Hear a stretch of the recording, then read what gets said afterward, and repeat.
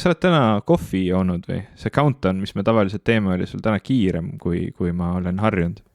See on täiega kiirem kui harilikult ja tead miks? Sest et ma olen alati enda peas ette kujutanud, et ma teen seda countdowni niimoodi sekundhaaval, aga nüüd ma olen viimased paar korda jälginud ekraani pealt seda GarageBandi ajalugejat, mis iganes seda tablood, mis näitab mitu sekundit ja minutit me oleme juba salvestanud. Ja ma loen selles tempos, mis tempos need sekundid seal vahelduvad. Ja tuleb välja, et sekundid vahelduvad ülikiirelt. Seda küll. Ja see on seotud ilmselt sellega, et mida vanemaks me jääme, seda kiiremini aeg möödub. Nii et võib-olla, kui ma oma tütre 7-aastase siia kutsuksin, siis ta vaataks, et need sekundid võiksid ju natuke kiiremini ikkagi edasi liikuda, sest et praegu lihtsalt aeg venib nagu tatt. Ja võib-olla, kui ma oma kõige pisema tütre siia tooksin, siis talle tunduks, et lihtsalt ekraan on seisma jäänud, et arvuti on kinni kiilunud. Aga minu ajaks need sekundid tormavad lihtsalt mööda. Sa räägid siis nagu subjektiivselt, mitte nagu objektiivselt, et sul ei hakka counter nagu kiiremini liikuma, mida vanemaks sa jääd. Et see on ikkagi lihtsalt sinu tunnetus, eks ole, mitte et su arvuti on programmeeritud kuidagi aega kiiremini mööda saatma, kui sa vanemaks jääd.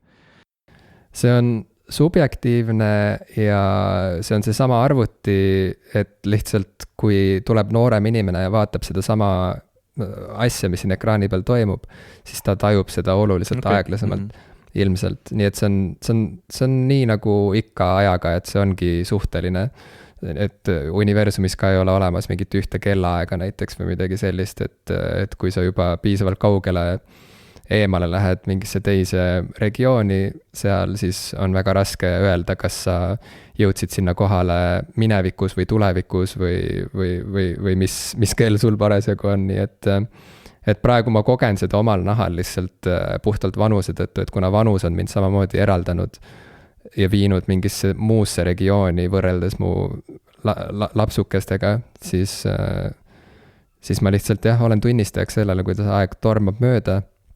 Samal ajal, kui teistel on aega maa ja ilm, ma mõtlen siis lastel, mina kiirustan ikka haua poole ja ma ei tea, võib-olla sa ütlesid, et meil on aasta lõpuni veel 2 saadet teha. Mine tea, kas jõuabki teha neid 2, kui aeg nii kiirelt mööda läheb. Võib-olla aeg saab otsa enne seda, ma ei tea, Ivo. Mul on selle põhjal sulle üks väga-väga oluline küsimus. Kui sa sekundeid loed, kas sa loed seda nagu Mississippi või mitte? Ei loe niimoodi Mississippi. Okei. Ja kuidas sa siis tagad, et sa ikkagi sekundeid loed, mitte lihtsalt 1, 2, 3? No ma lähtusin oma sisetundest, mis oli täiesti vale. No seda ma mõtlen, aga miks sa siis Mississippi ei loe? Mul ei ole seda harjumust lihtsalt ja ma tahtsin, et need sekundid oleksid mitte sellised aimamisi täpsed, vaid ikkagi väga täpsed ja nüüd, kui nad on väga täpsed, ma loen väga kiiresti seda countdowni. Ja nii lihtsalt on. Ma ei oska, ma arvan, et see on ainult õige, et me lähtume sellest, kuidas kell tiksub. Ma arvan, et ma pean ilmselt ümber harjuma. Ma ühe korra elus juba olen niimoodi ümber harjunud, sellepärast, et ka mina kunagi üritasin sekundeid lugeda nagu sisetunde järgi, aga siis ma vaatasin seda sõprade osa, kus Ross käis spreipäevituses ja siis terve see osa pöörles selle ümber, et kas sa loed nagu 1, 2, 3 või 1 Mississippi, 2 Mississippi, 3 Mississippi, 4 Mississippi, eks ole, et sa teed selle Mississippi sinna vahele, sest siis see nagu tagab piisava hulga silpe, et sa nagu oled enam-vähem selle nii-öelda sekundite möödumisega ühes rütmis. Ja ma vahel katsetan seda, et kui täpselt ma sekundeid loen. Mul on elektriline hambahari, mis iga poole minuti tagant annab mulle teada, et nüüd võiks järgmist regiooni oma suus puhastada, siis tavaliselt ma loen taga kaasa nagu 30-ni, et vaadata, kas ma ikkagi siis saan selle sekunditega täpseks või mitte. Ja minu hambahari teeb sama. Tahtsin ka küsida, et kui suur su suu peab olema, et sul on seal erinevad regioonid lausa, aga ma ei hakka seda nalja tegema, sest et see ei ole naljakas. Mina küll naersin.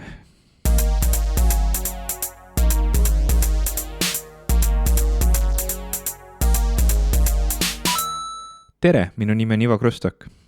Tere, mina olen Jim Ashilevi. Ja te kuulate saadet popkulturistid, kellel pole mingit probleemi öelda oma nimesid täiesti loomulikul viisil, ilma imeliku kõrvalpilku omamata. Nüüd ma jälle varsti ei saa, kui sa niimoodi alustad, siis läheb jälle sassi edaspidi. Mulle tundus, et sa tegid erilise pingutuse, et oma nime öelda praegu ja siis natuke see kuidagi tuletas mulle meelde meie seda vestlust, et kui raske on öelda normaalselt oma nime saate alguses. Nojah, ma ei tea. Mul on tunne, et sellega ei tulegi kunagi midagi välja, kui me niimoodi jätkame. Et me ei saa isegi nimedega hakkama.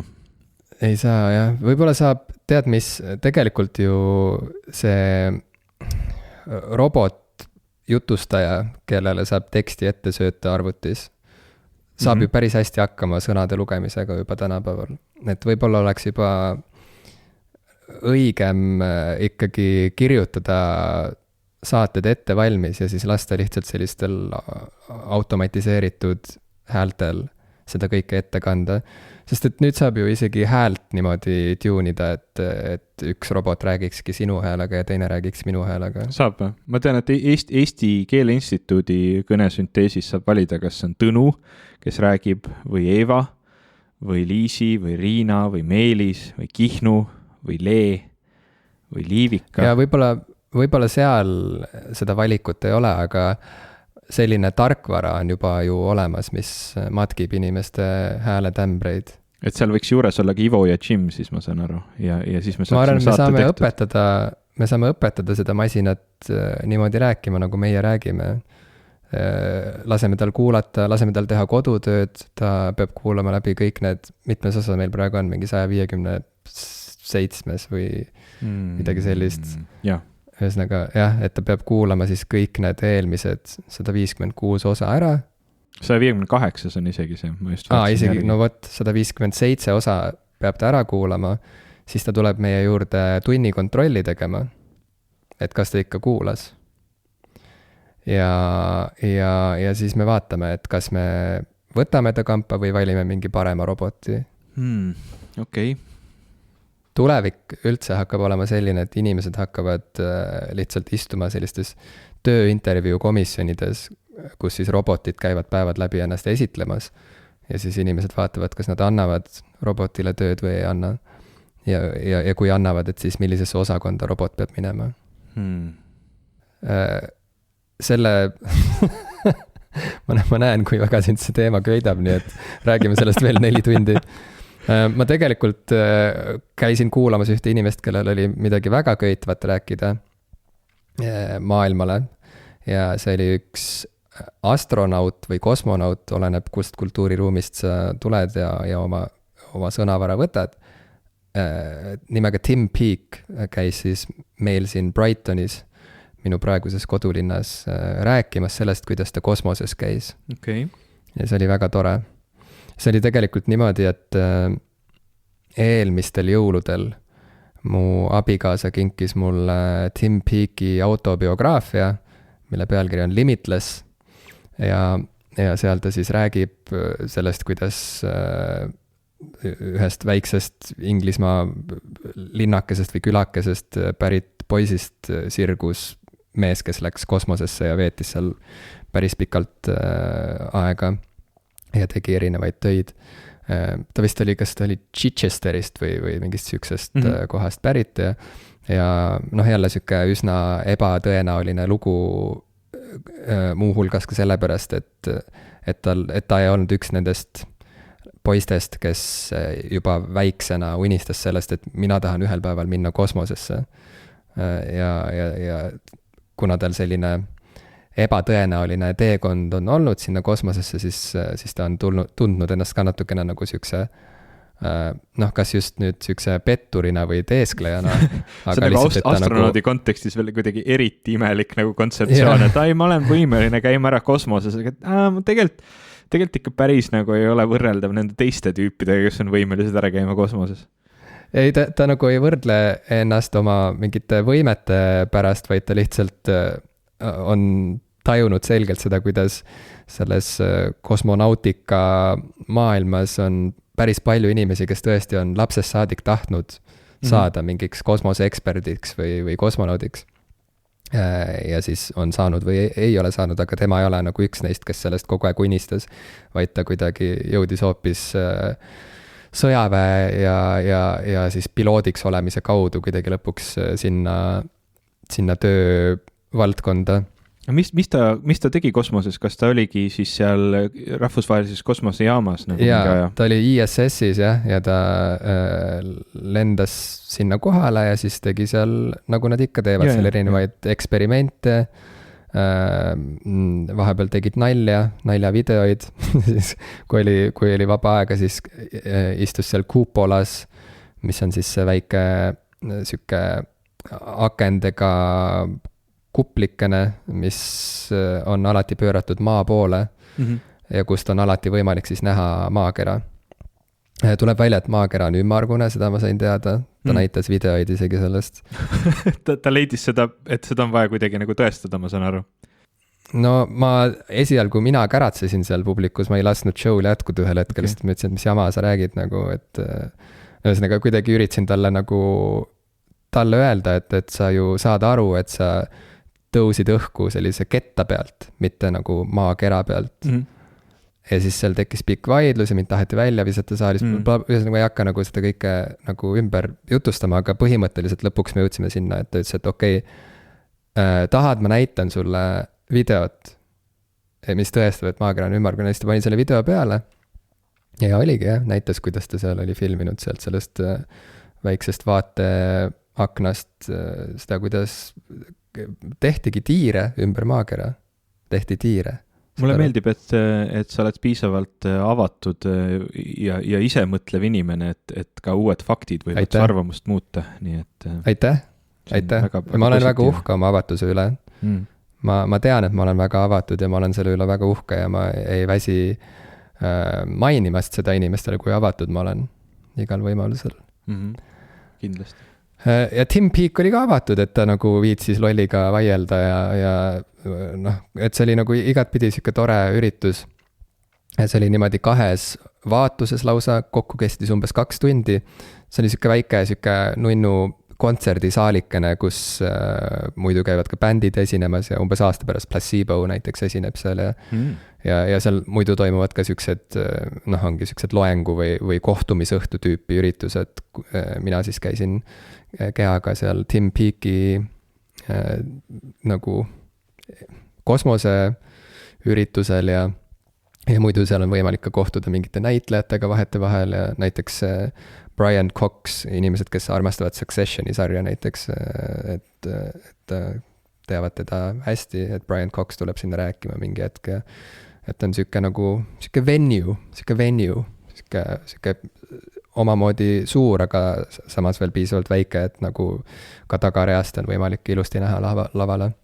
See on nii huvitav, kui sa rääkisid sellest, et seal oli astronaut ja tuleb Brian Cox, siis sina rääkisid ühest Brian Coxist ja mina mõtlesin oma peas hoopis teist Brian Coxi. Kas sa tead, kes mul pähe tuli? Kes on prominentne Briti füüsik, astrofüüsik või ma ei tea, mis tema see tiitel täpselt, füüsik vist lihtsalt. Füüsika populariseerija.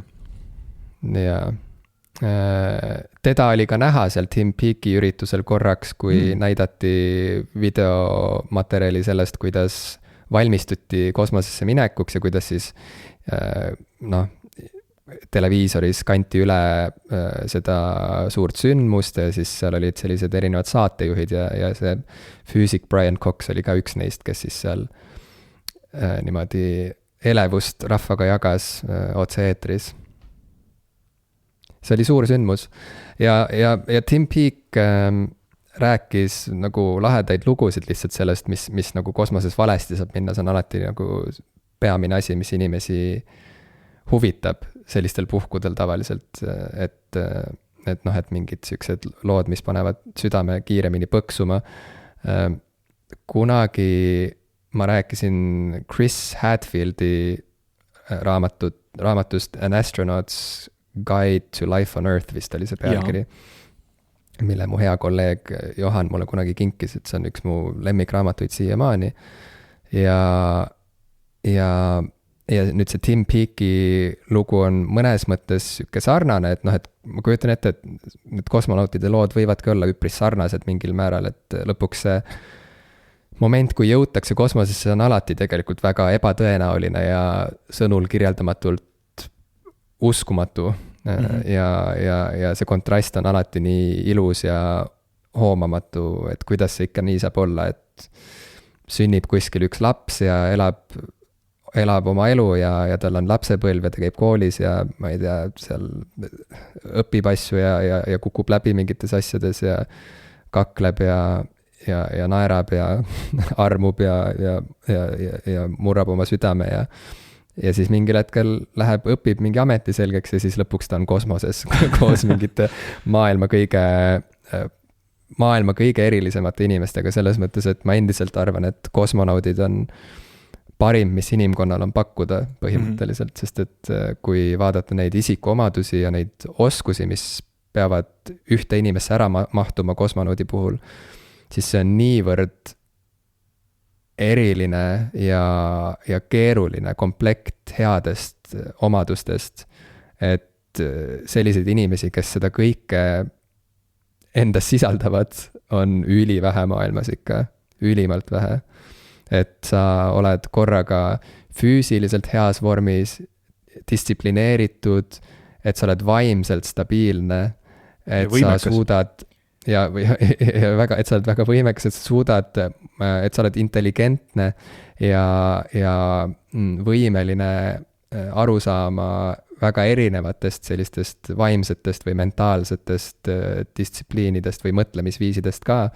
Ühesõnaga, et sa pead olema tugev nii humanitaarias kui ka, mis see teine asi oli see? Reaalteadustes just nimelt. Et kõik need erinevad oskused ja voorused peavad ühes inimeses kokku saama. Ja selle kõige juures peab sul ka lihtsalt olema nagu meeldiv iseloom, ehk siis, et sa ei tohi olla ekstsentric, noh teatavasti selline stereotüüpne andekas või geniaalne inimene on ka mingil määral veidrik, on ju, et ta on siuke, ma ei tea, võib-olla kehvade suhtlusoskustega või lihtsalt kuidagi siuke ettearvamatu, paindumatu, jah, et tal võib olla mingi kummaline iseloom, et selle hullu geeniuse stereotüübiga me oleme kõik ju väga harjunud, aga et inimene on selline, noh, võiks öelda, et geniaalne kõikide näitajate järgi, aga seejuures ei ole ekstsentric, vaid on just nimelt ülimalt stabiilne ja suuteline rasketes olukordades olema teistele toeks, jääma külma kõhuga väga pingelistes olukordades, suutma oma peaga mõelda ja samas hoidma kõikide teiste inimeste heaolu ka kuidagi alati hoida seda prioriteedina, et noh, et kõik need omadused, kuidas see võimalik on, et üks inimene saab olla korraga kõike seda. Ja sellepärast ma arvan, et kosmonaudid on nagu parim, mida inimkonnal on pakkuda. Ja Tim Peake on siis üks nendest inimestest ka ja ma sain teda oma silmaga näha. Ja see oli väga tore, aga ma pidin rääkima nendest äpardustest, ma võin sulle paari lugu rääkida. Tegelikult mul vaata, me oleme varem ka rääkinud sellest kosmose temaatikast ja kosmoses käimisest ja sellest, mis tunded meil endal sellega on, aga mind hakkas huvitama sel ajal, kui sa sellest rääkisid ja ilmselgelt meile mõlemale see kosmos on selline südamelähedane ja võib-olla siis sellist, ma ei teagi, kuidas ta eesti keeles hea on öelda siuke awestruck või me nagu mõlemad oleme kuidagi väga austame seda kosmose teemat, aga selle nagu kontekstis ma üldse hakkasin mõtlema, ma tean enda kohta seda, et ma ei ole väga selline inimene, kes tahab lahkuda tsivilisatsiooni lähedalt või kuidagi nagu sellist mugavustsoonist väljas olemist. Ma ei kannata väga, et kui palju sina üldse nagu oleksid nõus, ma ei mõtle siin nüüd kosmosesse minema, aga näiteks olema eemal, mitte ainult oma perest näiteks ja lähedastest, vaid ka üldse nagu teistest inimestest, et kui palju sa saaksid olla kuskil nagu metsas oma ette või minna mingile pikale matkale või kuhugi sõita mingisugusesse nagu maa peal olevasse kaugesse kohta, kas mingid, no vaata igasuguseid siukseid väga-väga kaugeid kohti on maailmas olemas, nagu näiteks noh, Antarktika või Arktika, mõlemad on ju suhteliselt siuksed noh,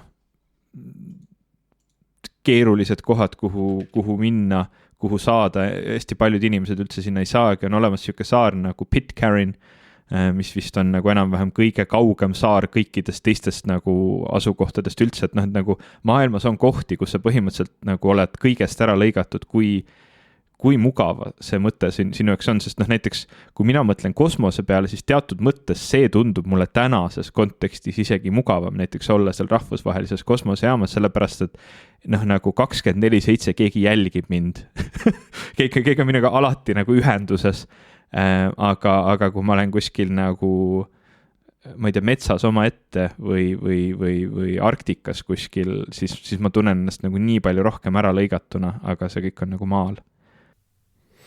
Ja no isegi Eestis on võimalik ju ära käia saarevahiks näiteks.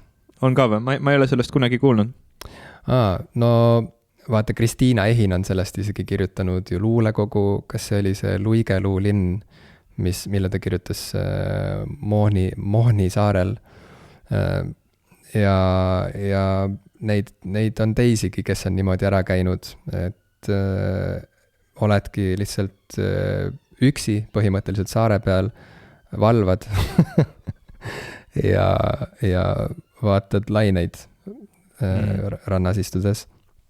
Aga jaa, ma olen sinuga nõus, ma arvan ka, et sellises kosmosejaamas ma kujutaksin ennast ette palju lihtsam on ette kujutada ennast seal veetmas mingit kuud näiteks või 2 kuud, kui mingis kauges punktis, noh, Antarktika ja Arktika on muidugi sellised eriti äärmuslikud variandid, sest et seal on lihtsalt nii külm ja mulle ei meeldi, kui mul on külm, aga isegi kui tegu oleks siukse seikluskirjanduse tüüpi siukse üksiku saarega, mis on nagu siuke troopiline saar, kus sa saad siis seal kasvatada habet ja otsida kookospähkleid ja jahtida loomi ja hakata oma jalgpalliga juttu rääkima. Et siis ka see tundub mulle natuke vastik kokkuvõttes.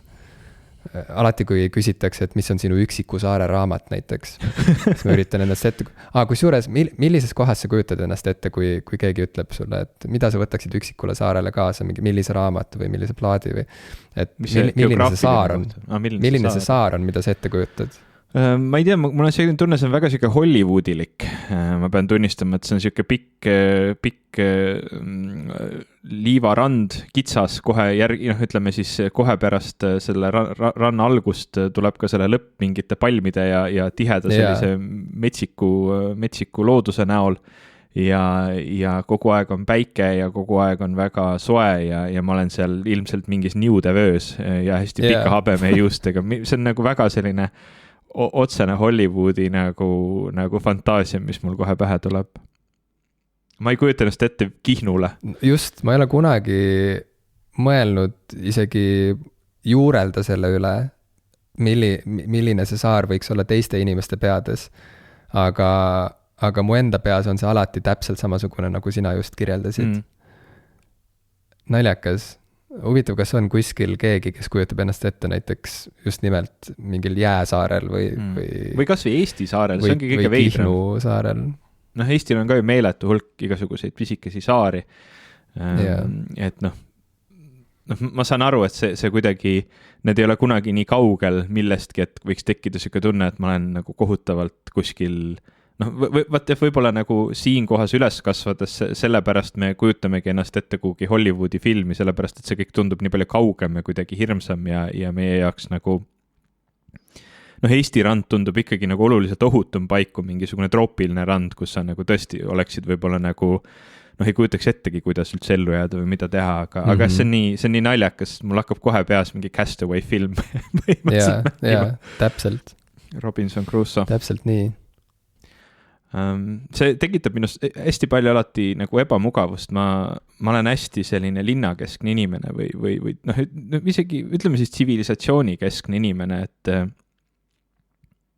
praegu nii naljakas, kui ma mõtlen selle peale, ma tunnen ennast isegi ebamugavalt väiksemates külades, kui ma olen nagu, kui ma pean minema sinna külla näiteks või see kõik koht võib hästi tore olla või olla siuke looduskaunis või vaikne või mõnus ja igatipidi muud moodi nauditav, aga ma ikkagi tunnen, et ma olen millestki ära lõigatud ja see alati tekitab minus hästi sellist tunnetad nagu tahaks tagasi, et see turvatsoon on nagu hoopis kuskil mujal, kus on palju rohkem inimesi, kus on kõik, ma ei tea, eluks vajalikud teenused ja ka eluks mittevajalikud teenused ja see nagu mõte ei ole selles, et ma tunnen kuskil külas, et kurat, oleksin McDonald's lähedal, oleks nagu elu parem, aga lihtsalt see nagu mõte, et ma olen kuidagi eemal asjadest või kuidagi isegi kui see on nagu Eesti kontekstis mingi väikese bussi või rongisõidu kaugusel, siis ma teatud mõttes nagu ikkagi tunnen ennast ebamugavalt ja ma täpselt ei tea, millest see tuleb või millest see on, lihtsalt ma olen täheldanud näiteks, kui on mingid väljasõidud tööga või sõpradega olnud, et siis inimesed kuidagi nagu hingavad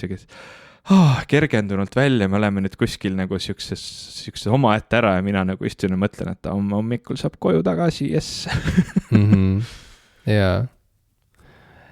Ja mul on enam-vähem samamoodi olnud lapsest saadik, ma mäletan, et alati, kui oli vaja minna suvilasse nädalavahetuseks, siis mul alati kuidagi, see oli siuke asi, mida ma pidin natukene nagu ära taluma või ma pidin selle üle elama mingil määral, sest et see tähendas, et ma pidin jätma oma linna asjad linna korterisse ja edasi tuli arvestada sellega, et marju saab põõsast ja kiigeplats on seal ja ratas on kuuris, et see kõik tundus mitte väga kutsuv kuni selle hetkeni, kus ma olin paar tundi saanud olla seal maal nii-öelda jutumärkides ja siis juba tuli see maatunne sisse tagasi ja oli teistmoodi tore ja olid need suvilasõbrad ja nii edasi.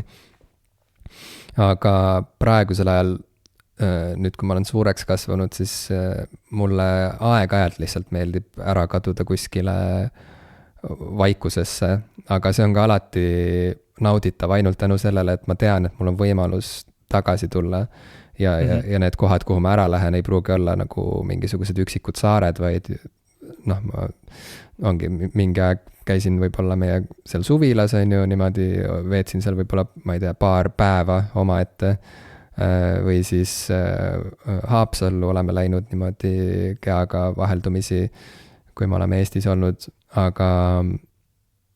aga päris niimoodi mitmeks kuuks kuskile eralduda tundub ikkagi väga, mitte jube, aga lihtsalt ma isegi ei mõtle selle peale, sest see ei ole miski, mida ma oma ellu vajan.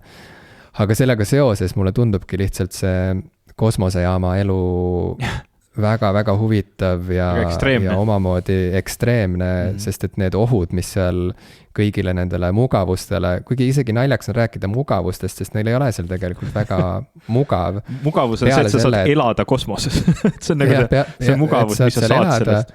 Aga kõik, mis sind ümbritseb, on tegelikult äärmiselt vaenulik ja igal võimalusel üritab sind tappa ja see gravitatsioonivaba hõljumine on iseenesest väga lõõgastav, ma kujutan ette, sest et hästi raske on ju ette kujutada, et kosmoses reaalselt sa saad nii-öelda püsti olles magada, kuigi seal ongi, see on suhteline, on ju, et kas sa oled püsti või mingis muus asendis, see oleneb, mis pidi see teine vaatleja sinu suhtes on, aga just see, et mida maa peal ei ole võimalik kogeda, et on ju, kui sa oled väsinud, siis sa kas istud või viskad pikali ja siis saab nagu vaikselt lõõgastuda, vahel on ka raske leida seda õiget mugavat asendit kuidagi ja ma ei tea, sätid patja ja ikka ei ole päris see ja ikka on kael kange natuke. Et see asi kaob kosmoses ju täiesti ära, et sa võid olla seal ükskõik mis asendis ja su keha on täielikult lõõgastunud, see on täiesti võimatu asi, mida ette kujutada minu jaoks. Ei, täitsa nõus, jah. aga mis puutub sellesse, et üksikule saarele äraminek, siis üks oht, millest Tim Peake rääkis, mida vist siiamaani ei ole kunagi kellelgi juhtunud, aga üks reaalne oht, mis seal on see, et kui sa lähed, on ju, sellest kosmosejaamast välja, lähed tegema seda kosmosekõndi nii-öelda, lähed siis seal midagi kontrollima jaama välismoodulite juures või mingit muud ülesannet täitma, siis on väga oluline, et kosmonaut oleks sellise mitte köie, aga mingisuguse rihma abil on ju kinnitatud selle kosmosejaama külge, et ta kuskile ära ei hõljuks. Ja neil on selleks vist 2 erinevat sellist, üks on siuke tross, mis on siuke varuturvaelement põhimõtteliselt, et kui see peamine rihm millegipärast kas katkeb või ei ole, või on halvasti kinnitatud või üldse unustatakse kinnitada, mis on väga ebatõenäoline, sest et seal tõesti ettevalmistus selleks, et inimene sealt jaamast välja läheks üldse avakosmosesse, kestab peaaegu terve päev. Et ma ei mäleta, kas see oli nagu 8 tundi või midagi sellist, mis kulub sellele ettevalmistusele puhtalt, et teha lihtsalt see uks lahti ja lasta see inimene välja sealt jaamast. See on mingi hull checklist ilmselt, mida sa pead nagu konstantselt jälgima. Ja kõik see aeg peab kosmonaut olema selles kosmoseülikonnas. Et ta ei saa niisama dressides ringi hõljuda, vaid ta pannakse juba sinna kosmoseülikonda ja kontrollitakse igatpidi läbi, kas seadmed töötavad ja nii edasi, ja see kõik võtab tohutult palju aega.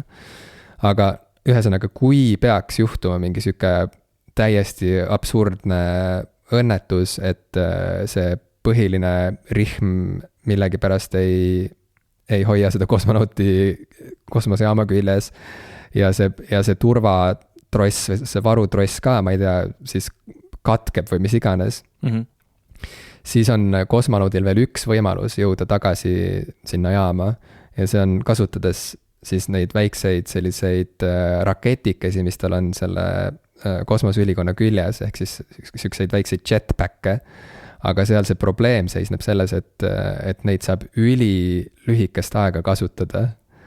Ehk siis jutt käib mingitest sekunditest reaalselt. Ma ei mäleta, kas see oli nagu kas 20 sekundit või mingi siuke nagu väga lühike aeg. Nii et kas sa kujutad ette seda olukorda, kus kosmonaut on millegipärast lahti tulnud selle jaama küljest ja liigub vales suunas põhimõtteliselt ja ta teab, et tal on nüüd nagu hästi natukeseks ajaks veel võimalik kasutada seda jetpacki ka, et loodetavasti tõugata ennast täpselt õiges suunas, et ta nagu teistpidi mööda ei hõljuks. See õige suund veel eriti tundub nagu kahtlane nagu kogu selle asja.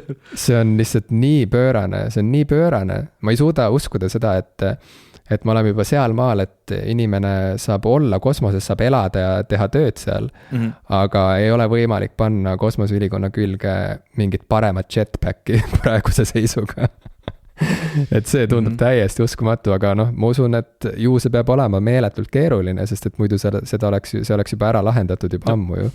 Mul on tunne, et see on nagu teatud mõttes ka selline nagu last ditch effort, milleni ei tohiks nagu reaalselt asjad mitte kunagi jõuda, et sellele ei olegi võib-olla vaja nii palju ressurssi panna just ka seetõttu, et sa pead selle kogu nagu ressurssi panema sellesse 8 ettevalmistavasse tundi, et nagu reaalselt mitte kunagi ei tohiks tekkida olukord, kus see siis kosmosejaamast eemale hõljuma hakkamine on üldse võimalik, sest arusaadavatel põhjustel, eks ole, et siis ongi juba nagu väga-väga halvasti kõik ja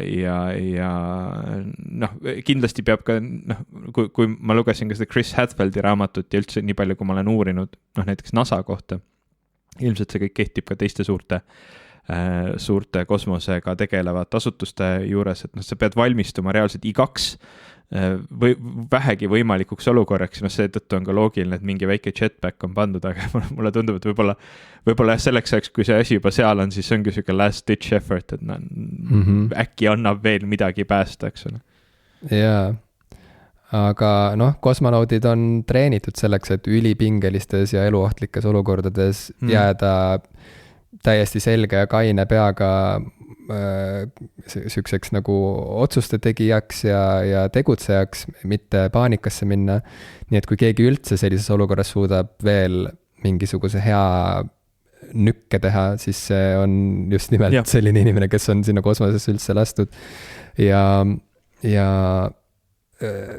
teine õudne lugu, millega tegelikult see Tim Peake'i raamat samamoodi algab, on see, kuidas nad hakkasid jõudma sinna ISS-i ja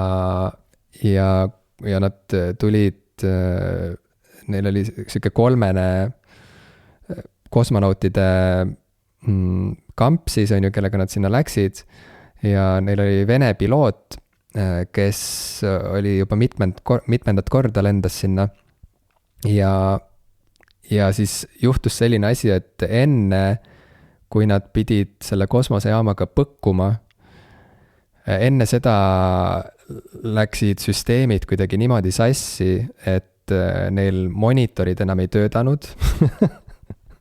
Ühesõnaga lõi mingisuguse sahina sisse või midagi sellist, mis tähendas seda, et nad ei näinud enam, kuhu nad lähevad täpselt. Nad ei saanud seda automaatset autopilooti kasutada ja ühtlasi, kuna see kosmosejaama jõudmine võttis kauem aega, kui oli planeeritud, siis vahepeal jõudis minna pimedaks. Ehk siis nad jõudsid sinna nagu, orbiidil jõudsid sinna kohta, kus päike ei paistnud enam. Ja siis põhimõtteliselt sellel väiksel kapslil, mille sees nad seal hõljusid ja mida nad üritasid kinnitada kosmosejaama külge, et nad saaksid siseneda kosmosejaama ise, sellel kapslil oli siis olid väiksed tuled ees, mis selles lõpmatus kosmose pimeduses tundusid nagu väike taskulamp lihtsalt. Tim Peake kirjeldas, et väga nagu ei olnud abi. Ja siis oligi sihuke olukord, kus lihtsalt nad ei näinud mitte midagi. See piloot põhimõtteliselt kuulas, kuidas maa pealt tuli erinevaid käskusid ja korraldusi, et mine nüüd ja tee nüüd ja nii edasi.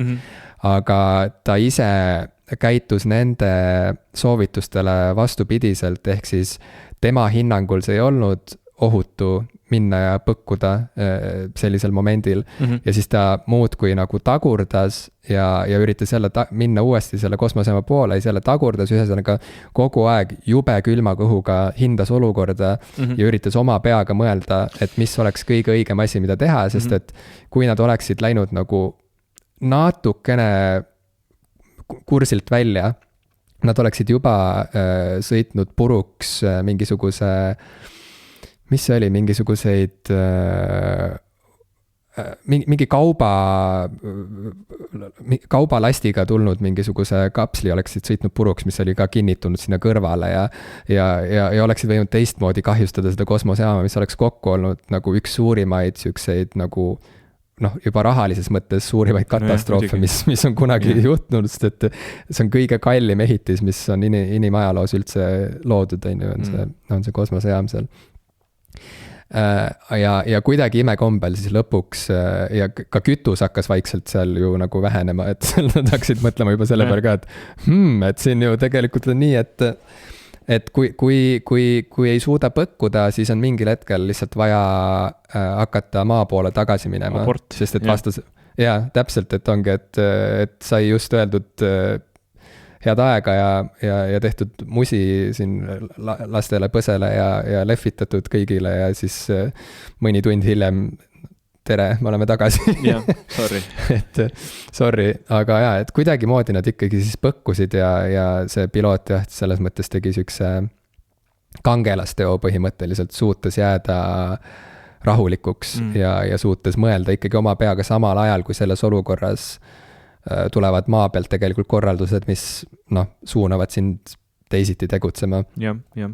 Et jällegi kui palju on inimesi, kes sellises olukorras suudavad niimoodi jääda rahulikuks ja jääda enesele kindlaks ilma ja kes suudavad eristada, et see minu enesekindlus praegusel hetkel ei ole minu jäärapäisus, või see, et ma arvan, et ma olen kõigist teistest targem, vaid see, et ma lihtsalt tean, et see on õigem otsus praegu.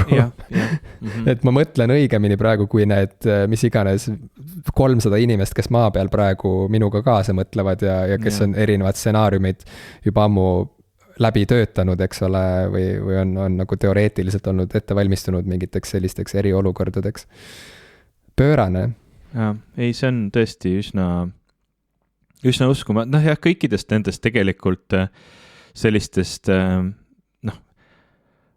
ma ei saa öelda, et nagu eks ta on ka kangelastegu, aga ütleme, kosmoses lihtsalt ju ongi nii palju asju, mis võivad valesti minna ja enamasti ei lähe, aga vahel ikka juhtub. Üks mu lemmikfilme üldse, mida ma olen ikkagi korduvalt nüüd juba vaadanud, on Apollo 13 ja vaadata seda, kuidas seal nagu kuidas see nagu keset sellist täielikku kriisi, et nagu põhimõtteliselt me sureme kohe ära tüüpi nagu olukorda, kus sa tegelikult isegi ei tea, mis juhtus. Sa üritad nagu kõigepealt üldse nagu kokku panna pildi, et mis päriselt läks valesti ja kui lähedal me nüüd oleme sellele, et me kohe kõik nagu sureme. Et kui rahulikuks suudetakse jääda, kui metoodiliseks, kui selliseks nii-öelda level-headed või ma ei teagi, lihtsalt kui tõesti ratsionaalselt suudetakse seda olukorda hinnata ja tõesti minna nende checklistidega nagu samm-sammu haaval, see number näitab seda, see number näitab seda, kui ma vaatan aknast välja, siis ma näen seda. Mida see kõik tähendab? See saab tähendada seda, kontrollime veel 3 asja, nüüd me juba teame, et see tähendab ilmselt seda, eks ole, mida me saame teha, et seda olukorda parandada. Et seda, tegelikult ma kujutan ette, et üsna paljudes inimestes on see võime nagu sees kriisiolukorras jääda rahulikuks, aga me ilmselt esiteks ei sattu kunagi elus nii drastilistesse olukordadesse, et seda tihtilugu teada saada või väga vähesed meist siin niimoodi oma läänemaailmas üsna ohutut elu elades satuvad väga tihti sellistesse olukordadesse.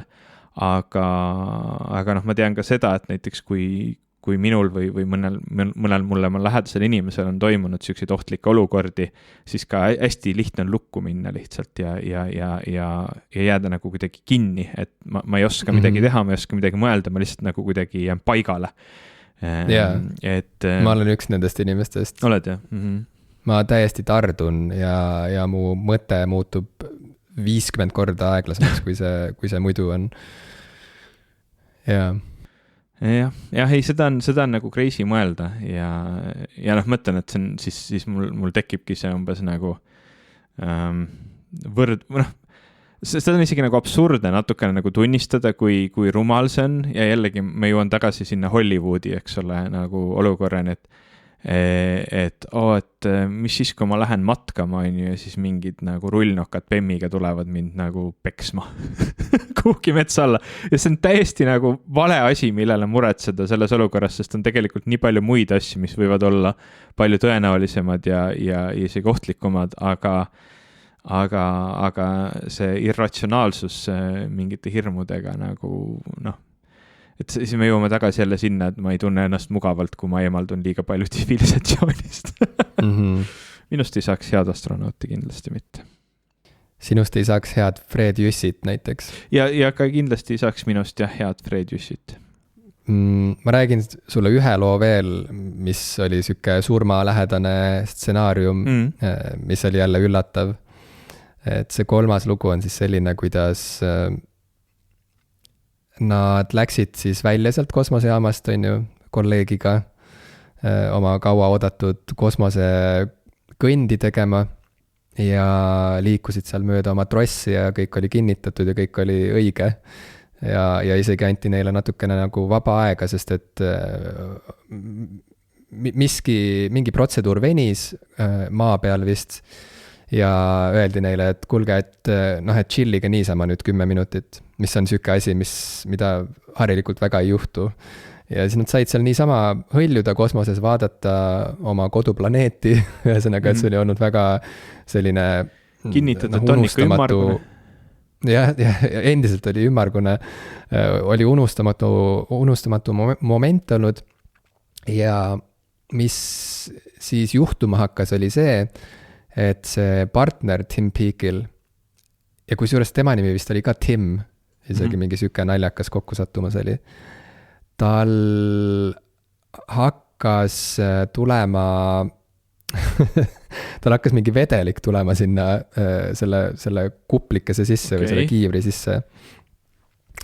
Ja siis seal oli nagu mingi siuke asjad liikusid kuidagi niimoodi edasi, et varem oli mingi sarnane asi juhtunud ühel teisel kosmonaudil ja siis kuidagi suudeti see ära lahendada ja siis sellel kolleegil nagu teda üritati ka samamoodi vist aidata. Aga tal juhtus see, et tal vist kadus side ära teistega. Ehk siis ta ei saanud enam nagu suhelda. Tal ei saadud nagu nõu anda ega midagi. Ja siis kuidagi moodi sai selgeks, et on vaja liikuda vaikselt tagasi sinna jaama sisse, enne kui midagi halba juhtub. Aga selle aja jooksul jõudis juba see vedelik tulla niimoodi, tead, mul läheb sassi, kas sellel eelmisel tüübil, kellel tuli vedelik kiivrisse või siis sellel uuel, kes oli Tim Peake'iga koos seal väljas. Igal juhul emb-kumb, vahet ei ole. Lihtsalt ühel kosmonaudil on juhtunud siuke asi, et ta peaaegu et uppus kosmoses ära. Mis on jälle täiesti absurdne viis, kuidas surra. Nagu täiesti absurdne. Ja tal oligi, ja tal oli üks kuivemaid kohti üldse, võiks öelda, mida ette võib kujutada avakosmos, aga näed, uppusin ära. Ja tal oligi niimoodi, et see vesi hakkas täitma tal seda skafander on see õige sõna või? Skafander käib selle kiivri osa kohta või see käib kogu selle ülikonna kohta? See on vist kogu ülikonna. Igal juhul see kiivri osa ühesõnaga sinna teatavasti vesi ilma gravitatsioonita ei voola, vaid lihtsalt hõljub selliste, see lihtsalt koguneb sellisteks nagu kuju muutvateks sellisteks nagu pallideks, on ju. Ja nii see vesi tal kogunes ja lendles ringi seal kiivri sees, nii et kõigepealt läks see vesi siis talle niimoodi kõrvade peale, siis läks vesi talle pähe ja siis hakkas sealt peast niimoodi allapoole niimoodi vajuma vaikselt samal ajal kogunedes. Nii et lõpuks see veepall kattis ta silmi, ta ei näinud enam hästi. Ja siis hakkas vaikselt minema nagu nina ja suu peale. Kujutad ette, et nagu selles olukorras nagu mitte lihtsalt täielikult paanikasse minna, mul on juba praegu ma ei kujuta seda ette, Ivo. Ja muidugi ta üritas seda vett ka seal nagu ära juua ja nii edasi, ühesõnaga, lõpuks ta ikkagi jõudis sinna jaama sisse tagasi ja olukord lahenes ja siis vist mis juhtus oligi, kas oli kuidagi nii, et ühesõnaga jällegi, et ma ei mäleta kummal see lõpuks nagu mismoodi juhtus, aga ühel juhul vähemalt oli see näiteks jahutusvedelik, mis oli hakanud imbuma siis sinna sellesse kiivri osasse, et see ei olnud isegi see joogivesi. Et kujutad ette nagu täiesti kuidas sa sellist asja nagu ette saad näha, et hakkab juhtuma. Ja kuidas sa ja mis sa siis tegema hakkad, kui sa ei saa ka suhelda teistega samal ajal. Et see on täiesti hullumeelne. Aga kõik need siuksed asjad juhtuvad muud kui, ja see muidugi paneb jällegi mõtlema selle peale, et kuidas ikkagi on, et me oleme nii abitud veel endiselt kosmoses. Sest et ulmefilmid on meid juba nii ära hellitanud selle mõttega, et me saame kuidagi graatsiliselt ja vabalt hüpata ühelt planeedilt teisele ja igal pool kohaneda vastavalt ja kõik need lennumasinad on hästi siuksed nõtked ja kiired ja saavad maanduda ükskõik kus ja ükskõik millal ja võid ka õhku tõusta ükskõik kust ja ükskõik millal ja kogu aeg on nagu siuke vaba liikumine, aga tegelikkuses see kõik on nii aeganõudev ja nii kohmakas ikkagi kokkuvõttes. Ka see, kuidas lõpuks maa peale tagasi jõutakse, et lihtsalt inimesed kukuvad maale mingisuguses nagu praktiliselt sulamise piirini kuumutatud mingis metalltünnis prantsatavad kuskile kõrbe või ookeani. Ja siis inimesed ruttu üritavad jõuda sinna nende juurde, et neid siis sealt välja kangutada kuidagi, et see Tim Peake ka kirjeldas, kuidas, et selles maale jõudmises ei olnud mitte midagi romantilist, et pärast kõiki neid suuri vintsutusi ja läbielamisi prantsatad seal vastu maad kuskil, nemad vist maandusid, ma ei tea, kas Kasahstanis või kuskil ja järgmine asi, mis juhtub, on siis see, et üks suur karvane ja higine vene mees rebib sind sealt sellest tünnist välja ja sa oled ise ka nüüd üleni märg ja sihuke nagu räsitud. Et noh, ka see tundub mulle praeguse seisuga kuidagi üllatav, et kas me tõesti ikka veel oleme selles mõttes nii primitiivsed, et inimene peab metalltünnis kukkuma lihtsalt alla. See on sihuke cost effectiveness. Ja keegi peab kangutama välja sealt. Jaa, aga see on nii kaugel sellest ulmefilmi kaunidusest ja romantikast. Jaa, on küll, jah.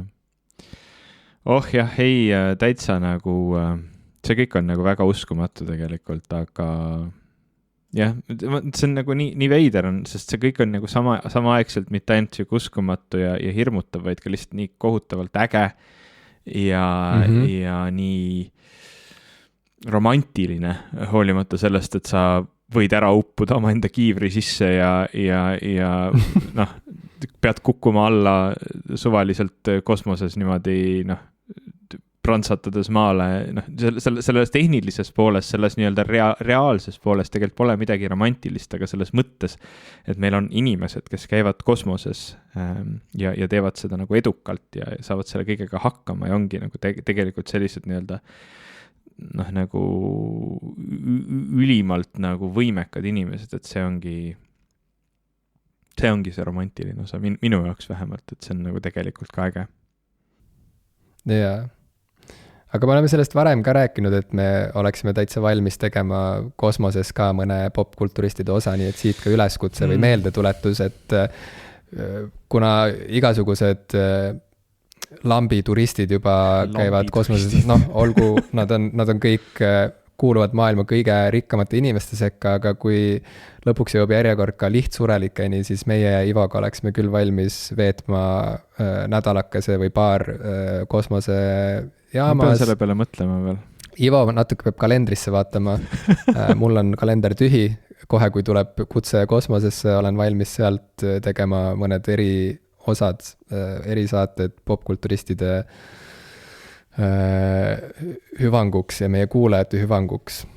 Ma ei tee seda omast huvist, ma teen seda, ma teenin oma publikut, ma teen seda nende jaoks. Meie kõigi nende jaoks. Nimel ma olen valmis minema kosmosesse. Uus rubriik. Ivo, kas sa oled võiksin? Ma ehmatasin nii ära praegu. Ma ei saanud aru, mis juhtus, sest ma olen rahulikult kummelideed joonud siin terve saate, siis järsku tuleb siuke asi. No väga hea, siis on väga sobilik intro sellele, mida ma nüüd rääkima hakkan. Sest et ma olen nüüd, minu üks viimase aja suuremaid elamusi, kultuurielamusi on olnud kõige uuem Resident Evil õudusmängude sarja kuuluv mäng Resident Evil Village või siis Resident Evil 8, kui tahta seda kuidagi teisiti nimetada. Kas tegevus toimub kuskil kauges vaikses hirmuäratavas külas? Ja see tegevus toimub täpselt sellises külas, kus sa, Ivo, mitte kunagi ei tahaks, kust sa isegi tahaks läbi sõita, ma kujutan ette, ja mina ka mitte. Väga-väga hea mäng, mille suhtes mul olid tugevad eelarvamused, ma pean tunnistama, sest et Resident Evil on minu jaoks olnud siuke armas, noh, mitte lapsepõlve, aga siukse teismea mälestus. Ma mäletan siiani, kuidas me üks öö mängisime ühe väga lähedase sõbraga PlayStation 1 peal Resident Evil 2 ja lõpuks, kui tuli päev, siis me tõmbasime paksud kardinad akende ette, et toas oleks endiselt pime, et oleks piisavalt õudne ja mul on siiamaani meeles need ehmatuskohad ja ühesõnaga see oli siuke suur läbielamiste öö, nagu, mille me veetsime seal zombide seltsis. Ja Resident Evil iseenesest frantsiisina on on olnud väga erinevates kohtades omadega ja on olnud eri stiilides ja erineva, ma ei tea, siukse käekirjaga isegi. Sest et kõige esimesed Resident Evilid või peaasjalikult siis Resident Evil 1 oli ju üldse esialgu korralik siuke farss või seal on, nagu ma isegi lugesin ühe raamatu läbi Resident Evil 1 kohta, kuidas seda tehti ja kuidas seal näiteks need näitlejad seal Jaapanis, kes siis inglise keelt kõnelevaid tegelasi mängisid, kuidas nad leiti praktiliselt lihtsalt tänavalt ja kuidas nad isegi veel, ma ei tea, rääkimata sellest, et tööd tehes ei teadnud täpselt, mida nad teevad või kuhu see lõpuks jõuab. Mis selle point on? Või mis selle point on, et nad isegi veel enne selle raamatu väljatulekut, mõned neist ei olnud teadlikud, et nad osalesid näitlejatena mängus, mis kujunes üheks maailma kõige tuntumaks mängude frantsiisiks, eks ole. Et see raamatu autor otsis nad üles, ühesõnaga neid oli isegi raske leida, sest et lõputiitrites oli enam-vähem mingisugune, ma ei tea, kas mingi hüüdnimega või lihtsalt mingite initsiaalidega nagu tähistatud, kes keda mängis. Enam-vähem, et see oli kõik niivõrd lahtine ja segane ja ebaprofessionaalne tegelikult. Ja lõpuks see hääl näitlemise kvaliteet oli ka nii halb, et sellest on omamoodi saanud siuke kultusmäng just sellepärast, kui halvasti see on lavastatud ja mängitud nende ingliskeelsete häälnäitlejate poolt, on ju. Ja hiljem on seda parandatud ja on antud välja nagu siukseid viimistletumaid versioone sellest mängust, aga sellised tõsised fännid, kes seda frantsiisi nagu väga armastavad, sihilikult ikka otsivad välja selle kõige esimese, kõige halvema variandi, et nautida neid mingeid nagu legendaarseks saanud sikseid lauseid. So bad it's good, eks ole.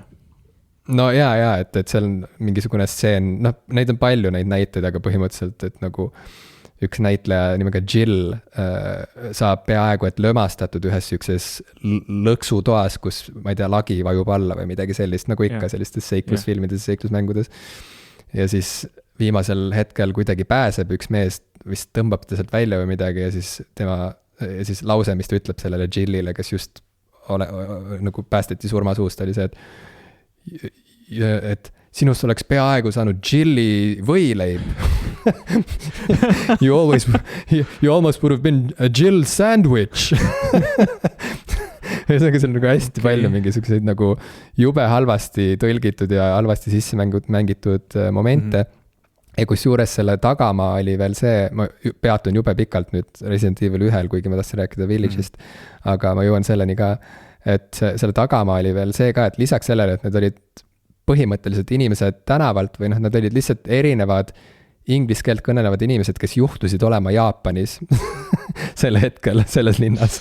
Ja siis, et siis lisaks sellele need lavastajad, kes neid häälnäitlejaid juhendasid, ei osanud inglise keelt ise. Okay. Nii et põhimõtteliselt see stsenaarium sai ka kuidagi niimoodi kirja pandud, et see oli algselt jaapani keeles ja siis oli kuidagi kohmakalt pandud inglise keelde ümber ja siis seda mängisid, seda lavastasid inimesed, kes tegelikult ikkagi sellest inglise keelest aru ei saanud ja ikkagi mugandasid ja muutsid seda niimoodi, et nad ise saaksid aru, mis põhimõtteliselt toimub, aga see lõpuks inglise keele tegi täiesti katki või selle nagu inglise keelse siukse nagu kõneloogika või mingisuguse normaalsed maneerid nagu lükkas täiesti kuskile kiiva ära. Nii et see on siuke hästi veider teos selle koha pealt, aga nüüd Resident Evil Village on täielik nagu vastand sellele, mida ma just kirjeldasin. Et seal on, et see mängusari on jõudnud nii kaugele, et tõesti see imelik siuke polügoonidest koosnev siuke kandiline kohmakas graafika, mis alguses oli kõigile mängijatele nii armas ja seda enam pole, siis zombid, mis on Resident Evili siuke trademark element olnud alati, zombisid enam ei ole. Zombisid ei ole. Siis see, et Resident Evil see on nagu Super Mario ilma Mariot, ei ole nii? No ma räägin, see on kõik väga kummaline, see ei tohiks töötada, sellepärast mul olid ka nii tugevad eelarvamused selle suhtes. Resident Evil alguses, vähemalt esimesed 4, võib-olla isegi esimesed 6 osa, ma võin eksida, aga põhimõtteliselt nagu oli pikalt nii-öelda 3. isiku vaates, ehk siis sa nägid seda tegelast, on ju, jooksmas, tegemas erinevaid asju ja veel eriti alguses olid erinevates ruumides siuksed fikseeritud vaatenurgad tubadele, ehk siis sa ei saanud ise muuta seda, mis nurga alt sa mingit tuba näed, vaid mingisse uude tuppa sisenedes võis olla näiteks kaamera nii-öelda või sinu see punkt, kust sina nägid toas toimuvat, võis olla kuskil lae all näiteks. Need olid sageli meelega siuksed hästi ebamugavad ja imelikud nurgad, et varjata näiteks, et mis nurga taga toimub.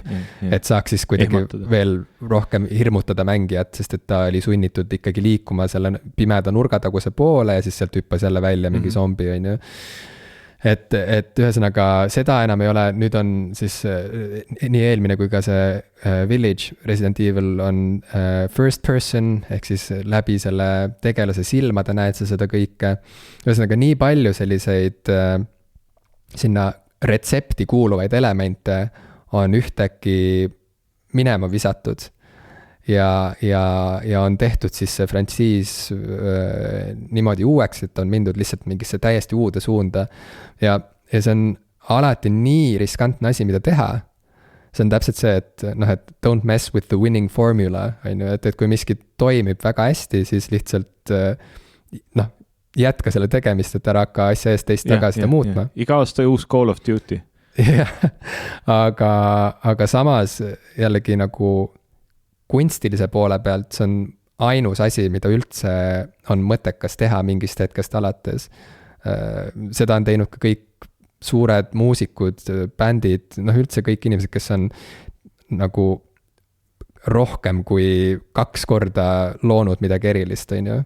Et nad on jõudnud alati mingisse punkti, kus nad peavad täielikult ümber mõtestama selle, kuidas nad oma loomingule üldse lähenevad, mida nad tahavad öelda maailmale, mis vahendeid nad selleks kasutavad. Ja ma pean tõesti aplodeerima Resident Evil Village'ile, mis on väga edukalt andnud uue hingamise mingile juba üsna vanale ja palavalt armastatud lugude sarjale põhimõtteliselt, et väga ilus näeb välja ja väga hästi näeb. Kas sa oled seda ise mänginud nüüd juba?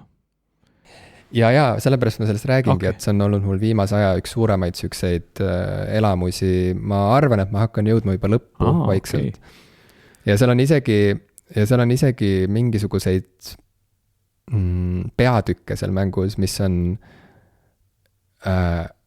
täiesti uut moodi õudsed. Okay. või on kuidagi hirmsamad, kui ma olin nagu valmis kogema. Ja seda väga heas mõttes, mitte mingis nagu traumeerivas ja vastikus mõttes, vaid just nimelt sellises kõige paremas meelelahutuslikus võtmes. See on jube hästi õnnestunud õudusmäng, mis on pannud mind mõtlema ka sellele, et mulle tundub, et videomängud parimal juhul on palju parem meedium, vale sõna parem või halvem. Mina eelistan tegelikult kogeda sellist horrorit videomängus, kus ma olen täielikult ise selles sees. See on mõjusam ja samas ka nagu lõbusam ja naljakam kui õudusfilmide vaatamine, sest et mul mingil hetkel mul lõid korgid täiesti läbi ja ma tegelikult enam ei saa vaadata õudusfilme juba tükk aega. Aga mängud on nagu selles mõttes okei siis sinu jaoks? Aga mängud on okei ja eriti Resident Evil on mulle nii armas ja südamelähedane, et see kuidagi, ma ei tea, et ühest küljest see kõik teeb selle ju justkui nagu veel, toob sulle nagu veel lähemale kogu selle õõva ja õuduse, aga teisalt ma ei oska öelda, et ilmselt see, et sealt tuleb ka mingi siuke nagu adrenaliini pauk ja see, et see kõik on nii hästi tehtud, et ma suudan seda tegelikult nautida siuksel nagu esteetilisel tasandil ka, et see ei ole ainult mingisugune nagu halva emotsiooni kogemine on ju mingi simulatsiooni abil, vaid see on ühtlasi ka see, et ma saan nagu imetleda midagi, mis on jube hästi tehtud, midagi, mis on jube hästi disainitud, mis näeb, kus on nagu jube ilusad tekstuurid, see küla on lihtsalt nagu, üks mu kolleeg tegi nalja, et tegevus toimub Eestis, aga tegelikult see on nagu natukene võib-olla slaavilikum sihuke moment on seal külas, sest et need talud, kuigi nad on niisugused meile tuttavad lobutikud, on ikkagi värvilisemad, kui me oleme Eestis harjunud, natuke rohkem tikanud, et sihuke rumeenialik asi on seal rohkem käimas, aga jube ilus on see kõik, kui sa lähed mingisse lobutiku sisse ja sa näed seal seda kangastelge, sihukest suurt või siis mingid vaibad on seina peal ja kõik need siuksed praod seintes ja sa astud majja sisse ja sa tunned seda maamaja lõhna, seda 150-aastase lagunenud talu kopitanud sihukest lõhna ja kõik need mingid nipsasjakesed, mis vedelevad siin ja seal ja saad aru, see on nii detailiküllane ja nii puhtalt sellisel nagu stilistilisel tasandil nii hästi tehtud teos, et juba selle tasandi abil on võimalik seda asja nautida palju nagu mitmekihilisemalt kui lihtsalt, et kogen mingit vastikut emotsiooni hästi pikalt. Aga jaa, ühesõnaga suur elamus. Ma olen sel ajal, kui sa oled nüüd siin rääkinud, natukene vaadanud videoklippe sellest mängust ja tõesti peab ütlema, et visuaalselt näeb see ikkagi nagu kohutavalt muljetavaldab välja. Oma nagu selline värvi ja koloriidi poolest meenutab ta mulle mingit Tim Burtoni nagu filme. seal on väga tugev Tim Burtoni moment ka olemas ja eriti ühes väikses mõisakeses, kus nukud ärkavad ellu ja hakkavad seal seda tegelast taga ajama ja nii. See on, aga see kõik on nagu väga, väga õõvastav, peab mainima, aga see näeb välja uskumatult, teatud mõttes nagu, siin on see, et ikkagi kõik need inimese tegelased näevad välja veits siuksed nagu mitte päris inimlikku, okei, ma saan aru, siin on ka päris palju koletisi ja kõike muud ja need näevad kusjuures päris head välja, aga just see nagu selline peaaegu nagu inimese välimusega selline virtuaalne tegelane on ikkagi veits võõras, aga kõik see maailm... Ja veits siuke silikoon. Ja, aga maailm näeb küll nagu uskumatult vägev välja. Jaa, seal on nii ägedaid kohti mees. Võtab isegi nagu natukene mõtlema, et äkki peaks ka proovima mängida, kuigi ma ei ole ühtegi Resident Evilit kunagi mänginud ja õudusmängud kindlasti ei ole mulle huvitavad, aga esimene asi, mida see mäng mulle meenutas, on Elder Scrolls just selle nagu maailma poolest. Nii et väga, väga kihvt küll, jah.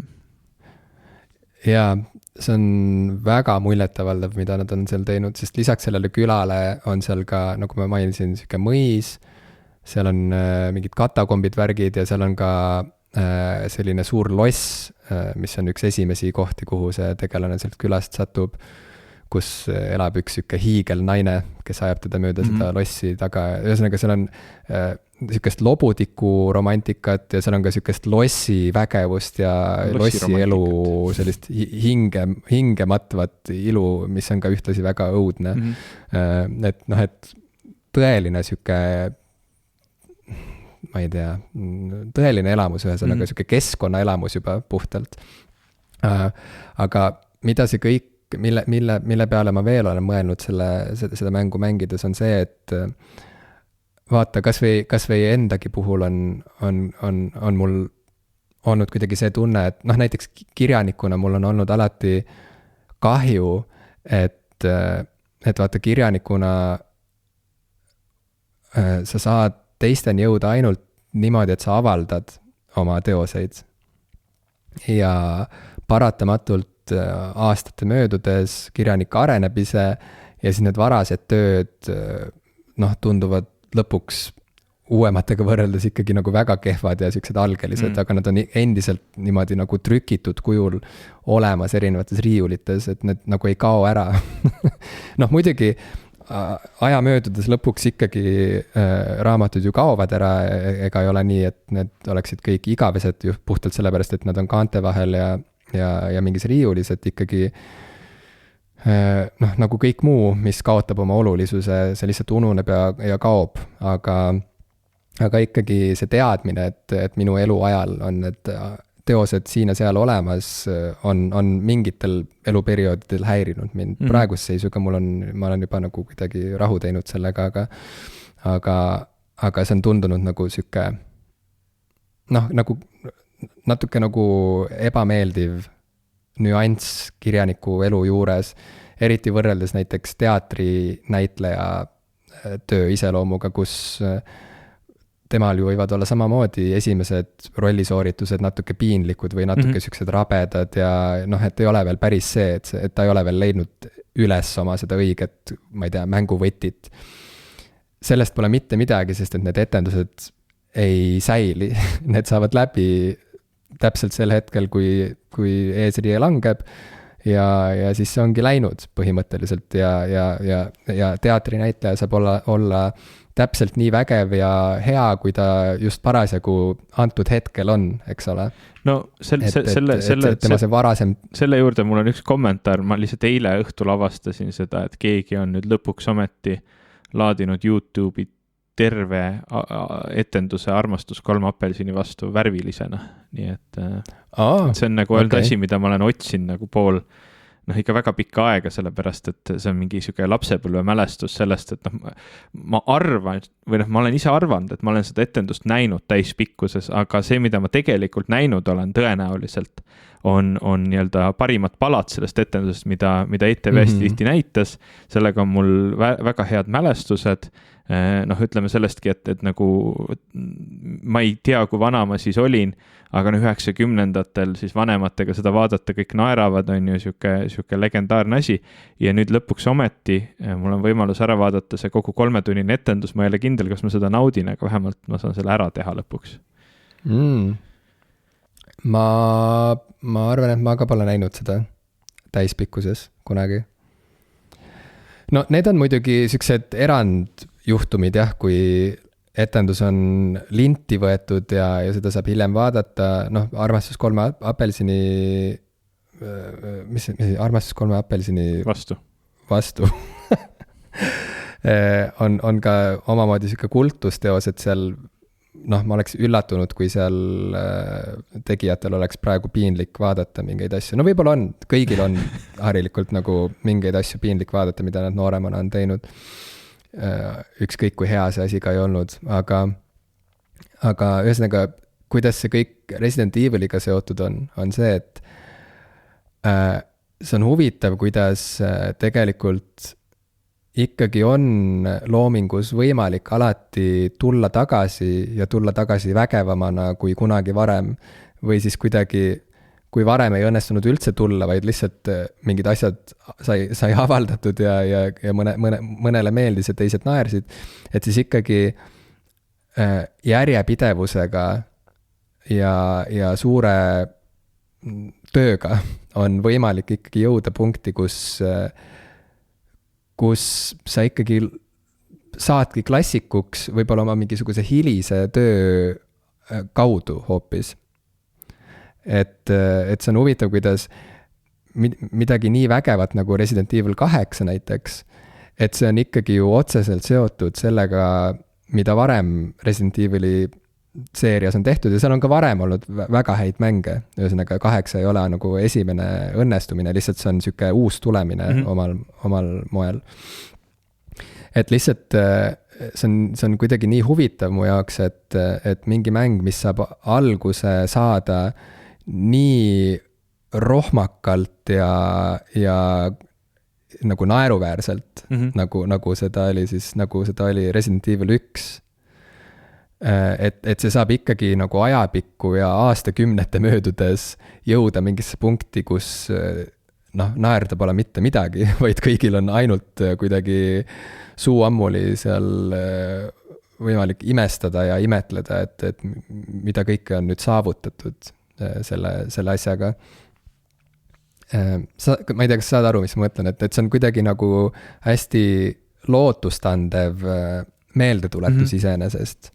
Et järjekindlus, järjepidevus ja lihtsalt selline nagu pühendunud töötamine mingis suunas on kokkuvõttes nagu ainus edu garantii ja edu võib tulla ka millalgi palju hiljem ja isegi siis, kui sa oled olnud mingil ajal lausa naerualune, et su töö ei ole olnud mitte ainult kuidagi, ma ei tea, kesine või vähepopulaarne, vaid inimesed on reaalselt nagu, sellest on saanud nagu mingi huumoriklassika ja mitte nagu õigetel põhjustel ja ikkagi on võimalik sealt tulla välja mingi sükse võiduga, et tehke järgi või makske kinni öeldakse vist sellistel puhkudel. Kas Resident Evilit on läbi aegade sama arendaja arendanud või on see nagu... See on alati olnud Capcomi mäng, ja... No siis on natuke teine asi ka, sest on ka ju terve hulk mänguseeriaid, mis on alanud ülitugevalt ja siis ainult mida aeg edasi, seda kehvemaks on kõik läinud ja siis nad on müüdud mingitele teistele firmadele ja see on nagu veel hullemaks võetud ja Electronic Arts on ju selline mängu siis jaotur või siis nagu keda alati kirutakse, et nad suudavad mängud ära rikkuda. Ma ei tea, kas oli Electronic Arts, võib-olla ma ajan praegu midagi sassi. Kes see selle SimCity ära ostis? Oli ikka, jah, Electronic Arts oli see, kes SimCity ära ostis ja siis tegi kohutavaks. Jaa, neid vastupidiseid näiteid on ilmselt rohkem kui neid näiteid, et mingi asi on alanud väga rabedalt ja on küpsenud millekski erakordseks pikkade aastate möödudes. Aga ühesõnaga lootuskiir sealt mulle paistis ja see aitab endalgi kuidagi oma eluteed mõtestada kuidagi optimistlikumalt või mõelda oma võimalustele natukene optimistlikumalt. Yeah. Et mingis mõttes ei ole vahet, mida ma tahan nüüd öelda, et mingis mõttes nagu ainus asi, mis loeb, on see, et kas sa nagu teed seda oma asja või ei tee. Ja see retseptsioon on... Koht, kus hotellis tuleb check-in teha või? Ei, vastukaja ma mõtlen. Et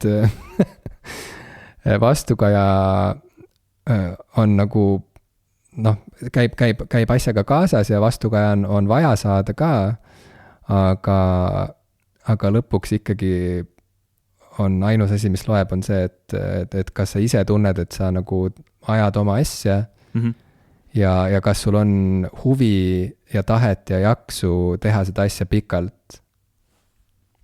Ja seni, kuni sul on huvi ja tahet ja jaksu ja sa tõesti pühendud ja suudad ennast distsiplineerida, võivad juhtuda vägevad asjad ka, ma ei tea, 20 aastat pärast seda, kui sa oled mingi asjaga alustanud näiteks ja võib-olla tõesti need esimesed asjad on nagu väga imelikud ja rohmakad, aga see ei loe, sest et lõpuks see, mida inimesed mäletavad, on ikkagi see, kuhu sa jõudsid. See, mis see tõeline panus või saavutus oli.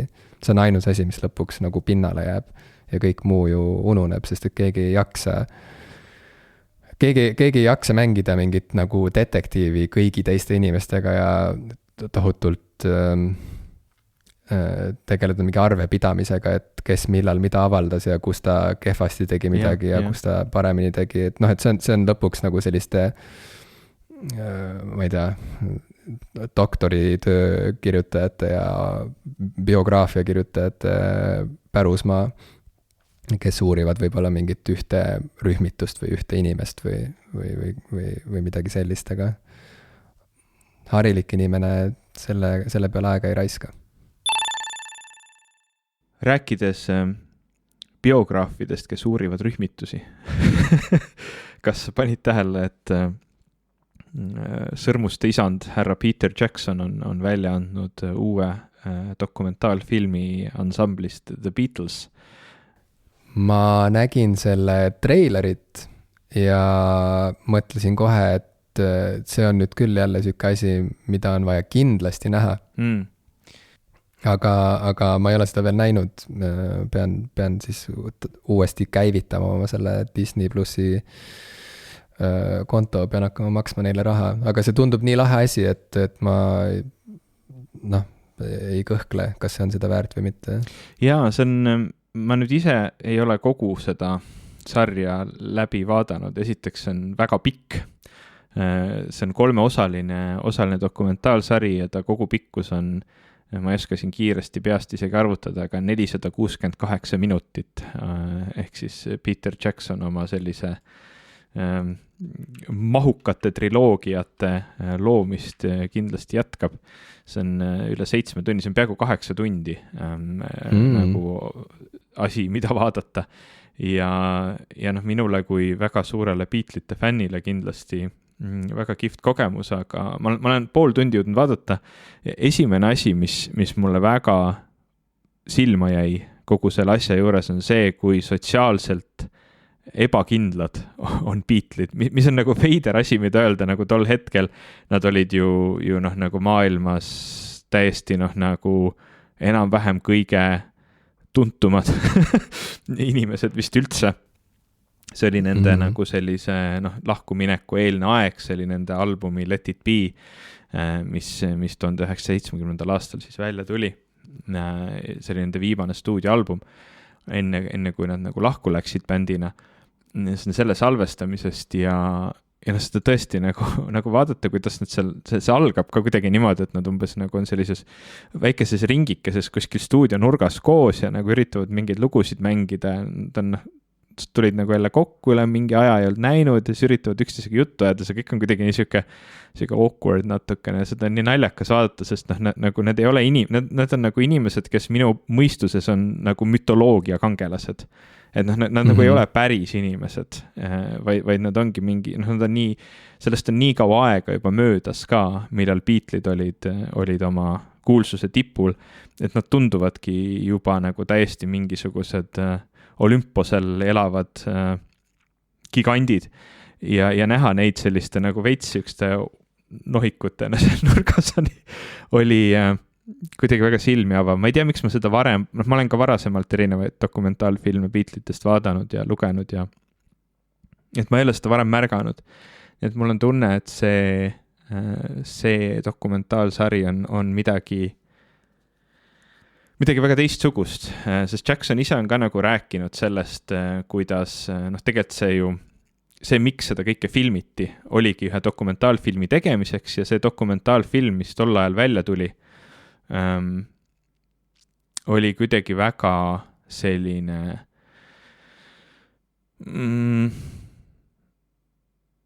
see oli kuidagi väga selline, näitas neid kuidagi siukse väga pingelistena ja et kõik kuidagi just vahetult enne lahku minekut, suured pinged liikmete vahel, kõik on nagu kuidagi halvasti. Aga tegelikult nagu ta ise ütles, et ta vaatas neid salvestusi, mis oli tehtud tol ajal seda videomaterjali ja vaatas, kui palju seal oli tegelikult rõõmu ja sõbralikkust ja sellist nagu sellist nagu bänd tuleb kokku, teeb pulli nagu tüüpi värki. Ja seda on tõesti väga lahe vaadata. Ma ise nüüd peangi võtma selle aja, et loodetavasti järgmine kord, kui me saadet jälle salvestame, olen ma jõudnud need kõik ära vaadata ja siis loodan, et äkki sina oled ka, siis me saame sellest veidi lähemalt rääkida. Aga algus on kõva, algus on väga kõva. See treiler ka haaras mind just nimelt selle inimliku elemendi pärast, mida sa kirjeldasid. Ma sain kohe aru, et ma ei ole niimoodi näinud neid bändi liikmeid kunagi, et juba see, millised need värvid olid seal erinevates klippides, millest treiler koosnes, tekitas natukene sükse liiga realistliku tunde justkui või mingi imelik selline hõõrumine tekkis selle vahel, kuidas ma olen ette kujutanud neid ja kuidas ma neid nüüd siin ekraani peal näen nii hea kvaliteediga video abil, mis tekitab tunde, et kas see on filmitud nüüd nagu paar aastat tagasi või pool sajandit tagasi. Et kuidagi näha neid värskeid noori nägusid niimoodi lähedalt ja nii realistlikult tundus kuidagi uudne ja ma ootan väga, et mis film see siis hakkab olema. nii et jaa, sellest oleks väga-väga lahe rääkida, kui me oleme mõlemad selle ära vaadanud. Tundub olevat hea aeg selliste muusikadokumentaalide jaoks, ka üks, mida ma ei ole jõudnud lõpuni vaadata, just ETV pealt esilinastus film Gunnar Krapsi elust ja ka seda ma jõudsin ainult algusest natukene vaadata, aga mulle piisas juba sellest, et seal oli Mart Juur, kellel oli parlamenti T-särk seljas ja noh, nagu see automaatselt sementeerib kõik asjad nagu heaks. See, et no mitte ainult see, et Mart Juur on, vaid lisaks see parlamenti nagu T-särk, et siis ongi nagu kõik väga õigesti. Väga hea. Kas me lähme nüüd viskame pikali saatesarjas nüüd, kui pinge on maas ja lõõgastume totaalselt? Ja ma pean vahepeal venitusharjutusi tegema ja siis, sest mul on siuke tunne, et ma praegu enam ei saa, aga siis pärast seda ongi pinge maas. Sest venitusi tehaksegi, et kehapingetest nagu natukene vabastada. Sul on vaja minna lihtsalt kosmosesse ja natuke hõljuda ringi ja sa saad kõigist oma pingetest lahti. Ma olen üsna kindel, et ma läksin seal konstantselt ainult pinges.